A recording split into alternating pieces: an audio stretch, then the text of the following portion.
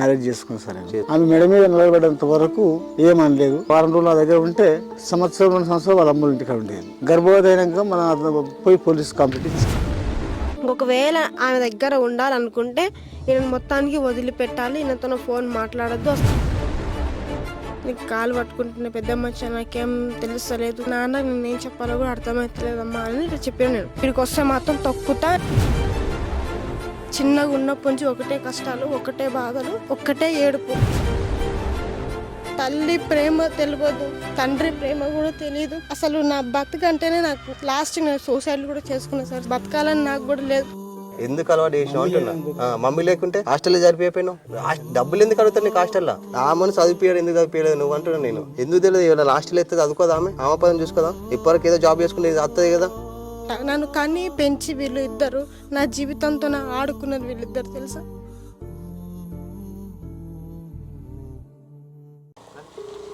Ring అవుతుంది. Hello, ఎక్కడమ్మా? నేను ఇక్కడ లొకేషన్ దగ్గర ఉన్నాను. ఎక్కడైనా లొకేషన్ దగ్గరనే ఉన్నాను నేను, ఇంటి దగ్గర. మీరేనా వచ్చినా? ఇదేనా మెయిన్? ఇదేవరిది? మీ అక్క వాళ్ళదా? ఈ ఊరు నుంచి అయితే ఇంద్రమ్మ ఇల్లు రాలేదా ఈసారి? ఎందుకు అప్లికేషన్ పెట్టలేదా? ఎందుకు రాలేదు మరి? ఎన్ని రోజులు అయింది అక్కడికి? 3 నెలలు అవుతుంది. మీ అప్లికేషన్ పెట్టి ఎన్ని రోజులు అవుతుంది?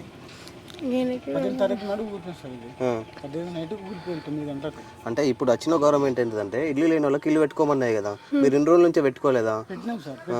ఇప్పటికైతే అప్లికేషన్ పెట్టిన ఈ గవర్నమెంట్ అయితే మీకు హెల్ప్ చేయట్లేదు. ఏం నష్టపరిహారం కూడా ఏం లేదు, ఏం రూపాయి లేదు. మీకు ఇప్పుడు ఏం కావాలి? మీ ఇల్లుకి ఏమైంది ఒకసారి చూపెట్టండి.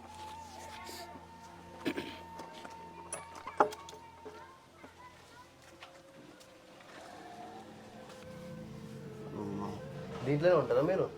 ఇక్కడ వేరే సెట్లో పడుకుంటాం సార్. మీ నాయన కట్టిన ఇల్లా? మా నాయన అంటే జమ్మన్లో ఎప్పుడు చూసుకున్నాడు సార్. అనేది ఈ కప్పు అయితే నేను వేసుకున్నా. మా పాప పాములు కూడా వచ్చేటట్టు ఉన్నాయి కదా? అన్నీ వస్తాయి సార్ ఇంట్లో.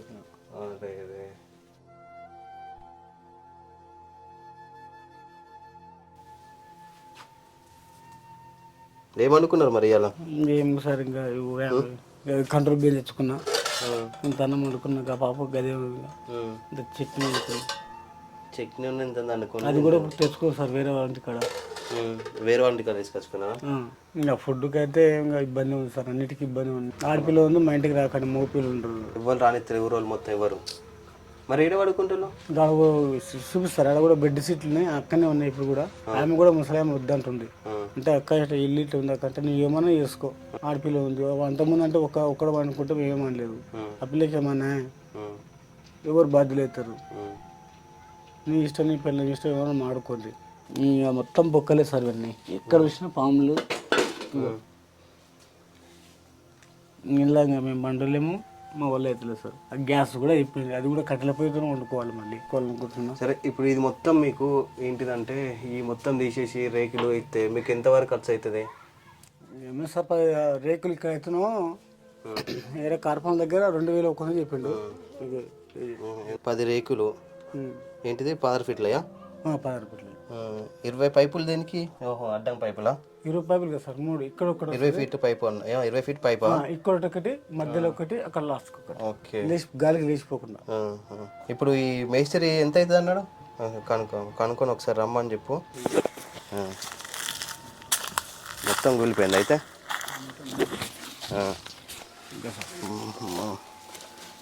బాగా ఉన్నాయి కదా. పంపు చూసి పాము కూడా ఉన్నదా? మొత్తం కూలిపోయింది. వెనుక కూలిపోయింది. పాములు కూడా దీంట్లో లోపల ఉంటాయి. పాములు కూడా వస్తాయి మీ ఇంట్లోకి. వచ్చినాయి సార్. ఉంది కూడా ఆల్రెడీ అడవుంది. అది లోపల పాము కూడా ఉన్నది. సార్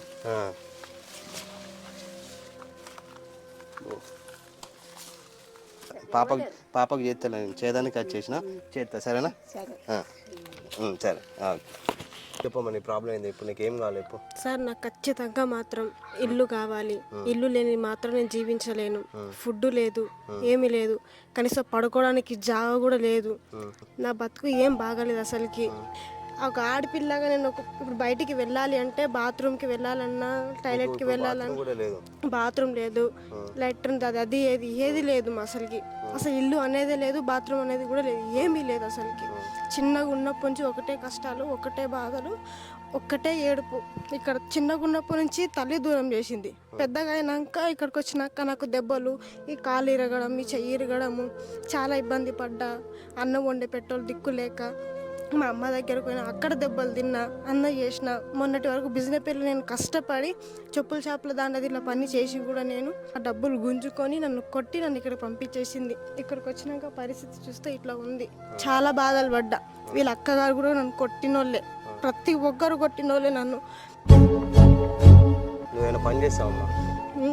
ఏదైనా మీ తరపు నుంచి ఏదైనా చిన్న పని పండ్లో పెట్టిస్తా. ఆడ నీకు అన్నం ఉంటుంది, తిండి ఉంటుంది.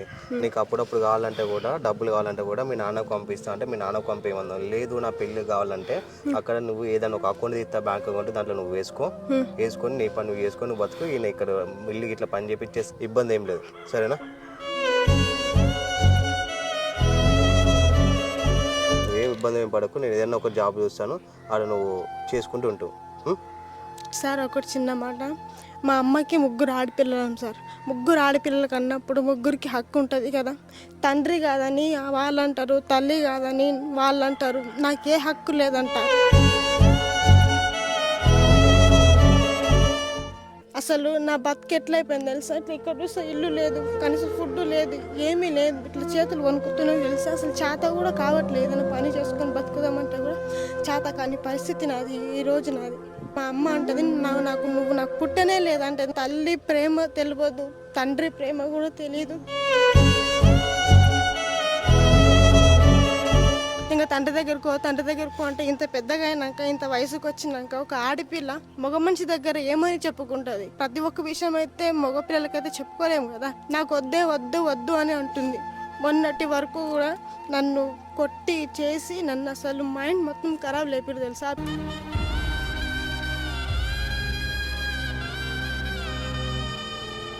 వినబడుతుందా? మీ సంతోషం కోసం ఆ జీవితం మొత్తం ఆగం చేసిందా? మరి ఎందుకు ఆ జీవితం ఆగం చేసింది మీరు? ఆమె ఏం చేస్తుంది? అమ్మ కరెక్ట్ లేదా, నువ్వు కరెక్ట్ లేదా? నేను కట్టున్నా సార్, నేను కట్టున్నా కాబట్టి ఇంకా నా పాప నా దగ్గర ఎంత బాధపడుతుంది. పెళ్లి చేసుకుంటారు, మీ ఆరకు మీకు అంటారు, వదిలిపెడతారు. మా అమ్మకి, అమ్మ నీ కాలు మొక్తా, అమ్మ నీకు దండం చేస్తాను, నేను కాలు పట్టుకుంటా, నేను ఇక్కడ ఉండలేనమ్మా అంటే ఎవరైనా తీసుకొని పోగా నా దగ్గరికి అయితే రాకు. నేను చెప్పు సార్, అందుకే చెప్పలేదు కాకపోతే పాప చెప్తుంది సార్.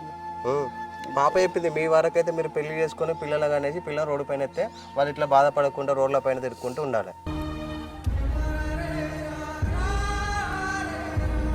ఇదేనా మీరు చేసింది? పెళ్లి చేసుకుని ఆడపిల్ల నాశనం చేసింది. నాకు పెళ్లి కాలేదు, పెళ్ళి అయితే పరిస్థితి ఏంటిది? నేను ఆమెకు ఏదైనా పని చూపెడతా, బట్టలు గిట్టలు అన్ని ఇస్తారు, ఏదైనా పని చేసిన పైసలు కూడా ఇస్తారు. ఇల్లు చేయించే బాధ్యత నాది, చేపించేస్తా. నువ్వు పని చేసుకుంటావు అంటేనే ఇవన్నీ చేపిస్తా. ఇక ఆమె లేదనుకో, నీ పిల్లం లేదనుకో, ఎవ్వరు లేదనుకో, నీకున్నది ఒకటే బిడ్డ, నువ్వు ఇచ్చినా ఏమేది వస్తుంది, అర్థమైందా? ఆమెకైనా పని చేసిన తర్వాత అక్కడ పంపిస్తా, నీకు ఆ లొకేషన్ కూడా పెడతా, అక్కడ అడ్రస్ కూడా అన్నీ పెడతా, వాళ్ళతో నెంబర్ కూడా ఇస్తా. నీకు చూడాలనిపించినప్పుడు అక్కడ పోయి చూడు, సరేనా? ఆమె పని చేసుకుంటూ అన్నీ చేసుకుంటూ ఉంటుంది. నీకు ఆ పని చేసి డబ్బులు పంపించాలంటే కూడా పంపిస్తుంది. కానీ నువ్వు మాత్రం అయితే ఇవి అలవాట్లు చేసుకోవద్దు. చుట్టుపక్కల అందరూ అంటారు అట్లున్నది ఇట్లున్నది. నేను క్వశ్చన్ అడగట్లేదు, అన్ని క్వశ్చన్ అడిగితే నువ్వు బాధపడతావు, ఇంకా బాధపడతావు. నాకు పాప గురించి గొప్పగా నాకు అలాంటి. మరి పాప గురించి ఉన్నప్పుడు మీరు గిట్ల ఎందుకు ఆయన చెప్తారు ఆడపిల్లని? మీరు పెద్ద సార్ ఇట్లా ఒంటరిగా చిన్నగా చేసిన డ్యూటీ చేసిన నా దగ్గర ఉంచుకున్న అమ్మడిపల్లి 4 నెలలు డ్యూటీ చేసుకున్నా. మ్యాచ్డ్ అయిన తర్వాత నేను పని చేసుకున్నాను సార్. అయిపోయింది. అప్పటికే నాకు తల తిరిగిపోయింది. ఆడపిల్ల గురించి అని చెప్పి 10 మంది 10 రకాలుగా అనుకుంటారని చెప్పి డ్యూటీ బంద్ చేసుకున్నా. నాకంటే సుబ్బు కూడా పోయింది. ఇల్లు తర్వాత అయినాక నేను వాళ్ళకి అప్పచెప్పి నేనే వెళ్ళిపోవాలనుకుంటున్నాను సార్. ఎటు పోతావు? వాళ్ళిద్దరి ఇష్టంగా ఏమైనా చేసుకొని ఇల్లు వాళ్ళు. నాకైతే ఇంకేం లేదు కదా సార్, నాకు కూడా ఆధారం లేదు కదా సార్. నేను నీకు పని చూపెడతాను, నువ్వు ఏడవకు. ఆ కళ్ళు ఉడుచుకో, ఏడవకు. ఎందుకు ఏడుస్తాను? నిన్నేం పని ఇబ్బంది పెడతా అనిపిస్తే ఆమెకు దారి చూపెడతాం ఇద్దరం కలిసి, అర్థమైందా? ఒక ఇల్లు మంచిగా అయితే, ఆమె ఒక ఇంటర్వల్ అయితే చాలు సార్. జీవితం వీడికి అక్కితాం, వీడికి 100 ఏళ్ళు దాటిన అనుకుంటా సార్. ఆమెకు తప్పైంది, ఇంకోసారి ఏ పనులు చేయను, తాగనే చెప్పు, ప్రామిస్. అట్లా అనుకుంటే నా దగ్గర ఉండదు సార్ ఆమె. అట్లా అనుకుంటే నా దగ్గర ఉండదు ఆమె. నా దగ్గర అసలు ఉంచుకోలేను. ఈ స్థాయిలో ఉంచుకుని అంటే ఎంత మీరే అర్థం చేసుకోండి. అడుకొచ్చి పెట్టుకుంటున్నాను. అన్న మాత్రమే, ఇంకా కర్రీస్ ఇట్లా ఏం ఉండలేవు. మా కూర ఎవరు ఇస్తారు, కూర ఎవరు అంటారు? ఇంకా ఎవరో ఇంకా ఇట్లా అడిగితే ఇంకా వేస్తారు, లేకపోతే ఇంకా తింటావు లేకుంటే ఉంటారు. నమస్తే అండి, ఇది ఈ వీళ్ళ ఇల్లుకి ఎంత వరకు ఖర్చు అవుతుందండి సుమారుగా? 50,000 అవుతాయి అండి. సుమారుగా 50,000 అవుతాయా? 50,000 అవుతాయి. 10 రేకులు, 10 పైపులు, మెటీరియల్ కి 40 దాటాయి. మెటీరియల్ 40,000 దాకా అవుతాయి. ఇంకా లేబర్ అవన్నీ వచ్చి 50 కంపల్సరీ కూడా అవుతాయి. 50,000 దాకా అవుతాయి. అవుతాయి. దీంట్లో మీరు ఏమేమి చేస్తారో నాకు చెప్పండి ఒకసారి. మెటీరియల్ వర్క్ చేసినందుకు ఒక 7,000-8,000 ఎట్లా అవుతాయి. మెటీరియల్ అంటే ఇప్పుడు ఉన్న ఇల్లు మొత్తం తీసేసి అవన్నీ తీసేసి రేకులు ఇట్లా వేసేసి వేస్తారంటారు. ఇప్పుడు వీళ్ళకైతే ప్రస్తుతానికైతే రేకులు అయితే సరిపోతుంది అంట. సరిపోతుంది. అంటే మీరు వీళ్ళు లోపల మంచిగా ఉండొచ్చా? బాగుంటుంది, వస్తుంది. ఇలాంటి ఇబ్బంది లేకుండా వీళ్ళకంటే అన్నీ చూస్తున్నా ఏంటంటే అన్ని హోల్స్ పాములు అవి ఇవి అవన్నీ వస్తున్నాయి. అవన్నీ అండి, అవన్నీ కాదు. మరి ఇవన్నీ నువ్వు మంచిగా చేపిస్తా అంటే నేను వీళ్ళకి సామాన్కి దానికి దీనికి నేను హెల్ప్ చేస్తాను. నువ్వు వీళ్ళ ఇల్లు మాత్రం అయితే మంచిగా చేయాలి. అన్ని పొక్కలు అవి ఇవి ఉన్నాయి చాలా వరకు అయితే. దీన్ని మంచిగా చేస్తా అంటే నేను వీళ్ళకి అన్ని సామాన్లు ఏమైనా ఉన్నాయంటే చేసిపోతాను, వీళ్ళకు చెప్తాను నేను. మళ్ళీ ఒకసారి మళ్ళీ వస్తాను. నెట్ వస్తా ఇంట్లో రాదా కూకవ బాబాయ్? ఇప్పుడు మనకి ఏంటిదంటే ఇప్పుడు మీకు తినడానికి ఇబ్బంది అవుతుంది కదా. ఇప్పుడు మీకు బియ్యం కానీ కూరగాయలు కానీ ఆయిల్ కానీ అన్నీ పోయి తీసుకుంటాం, సరేనా? ఇప్పుడు తినడానికి ఇబ్బంది పడుతుంది కదా, వాళ్ళంటి వీళ్ళంటికి అన్నీ అడుక్కుంటారు కదా. ఇప్పుడైతే మనకి ఎక్కడ ఉందో ఇక్కడ నియర్ బై ఆడికి వెళ్ళి కిరాణా షాప్ కాడక లేకుంటే ఏదైనా మార్కి వెళ్ళి మనం అన్నీ తీసుకొని మీకు కొనిచ్చి ఇచ్చేస్తాం, సరేనా?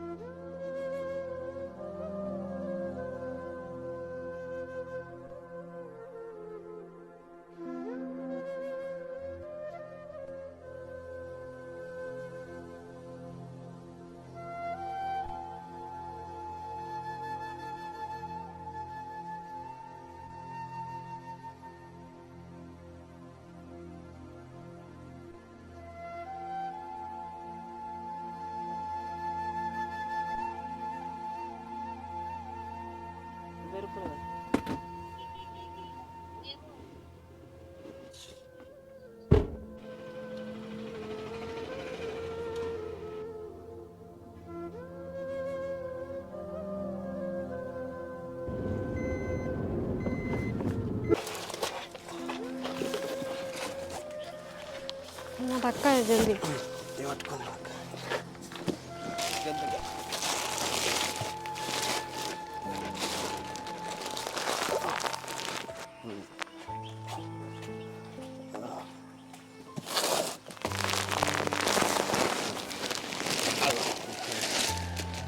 ప్రతి ఒక్కరికి నమస్కారం. దయచేసి మాకు ప్రస్తుతానికైతే ఈ అన్న హైదరాబాద్ నుంచి వచ్చి చాలా లాంగ్ నుంచి వచ్చి మాకైతే సరిపోయిన సరుకులు మాకు ఇప్పటికాడికైతే ప్రస్తుతానికైతే కొన్ని సరుకులు ఇప్పించాడు. దయచేసి మీ అందరికి కాళ్ళు పట్టుకుంటున్న ఒక ఆడపిల్లగా దయచేసి నాలాంటి అక్కలు చెల్లెలు మీకు కూడా ఉంటారు.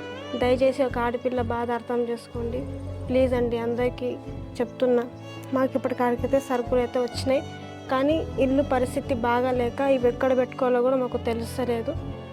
అందుకని చెప్తున్నాను, దయచేసి మాకు కొంచెం ఈ అన్నలాగా మాకు సహాయం చేసి మాకు ఇల్లు కట్టిస్తే పేరు పేరున మీ అందరికీ మీకు రుణపడి ఉంటాను. Thank you sir. దయచేసి నా కూతురు గురించి నాకు ఒక ఇల్లు కట్టియాలని అందరికీ, పెద్దలకు చిన్నలకు, నాలాంటి అన్నలకు తమ్ముళ్ళకు అందరికీ. అన్నగారు మాకు సరుకులు ఇప్పించారు. మీరు కూడా అందరికీ తోచేంత సాయం చేసి నాకు ఇల్లు సాయం చేయగలరని మనవి చేస్తున్నాను. మీకు ప్రస్తుతానికైతే ఇవి అక్కడ ఇల్లుకి వీరికి రెంట్కి అయితే ఇక్కడ ఇబ్బంది పడుతున్నా. ఇప్పటికిప్పుడైతే ఎవరు రూమ్ ఇవ్వలేరు, ఇప్పటికైతే నేను చేయలేను, సరేనా?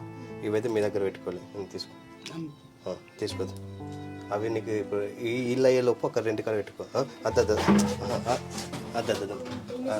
సరే, అద్దద్దు ఇల్లు చేపిస్తాను. ప్రస్తుతానికైతే ఇల్లు కాడ ఇబ్బంది అవుతుంది కదా, వేరే కాడ రూమ్ తీసుకోవాలి. వేరే దగ్గర రూమ్ తీసుకొని అక్కడ కొన్ని రోజులు అనుకొని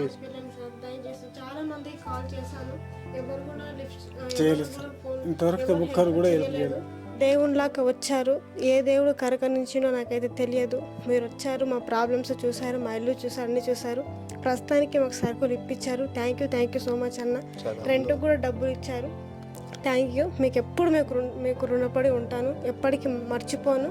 సో వీళ్ళకి ప్రాబ్లం ఏంటిదంటే ఉండడానికి అయితే ఇల్లు అయితే లేదు. సో మనం అందరం కలిపి ఎంతో కొంత సాయం చేసి మనిషికి ₹1 అయినా సరే వీళ్ళకు సాయం చేసినాం అనుకో, అరౌండ్ దాదాపు చాలా తక్కువనే అవుతాయి అనుకుంటా. దీన్ని బట్టి చూస్తే చాలా తక్కువ అవుతాయి. కొంచెం మీరు దయచేసి కనుక చెల్ల ప్రాబ్లం అయితే తిన్నారు, బాబాయ్ ప్రాబ్లం అయితే తిన్నారు, కొంచెం మన తరపున నా తరపున అయితే కొంచెం హెల్ప్ చేసిన, మీ తరపున కొంచెం హెల్ప్ చేయాలని మనస్ఫూర్తిగా కోరుకుంటున్నాను. Thank you. ఇబ్బంది పడకలే, తొందరనే మీ ఇల్లు మంచిగా అయిపోతుంది. సరేనా? పేస్తా రైట్.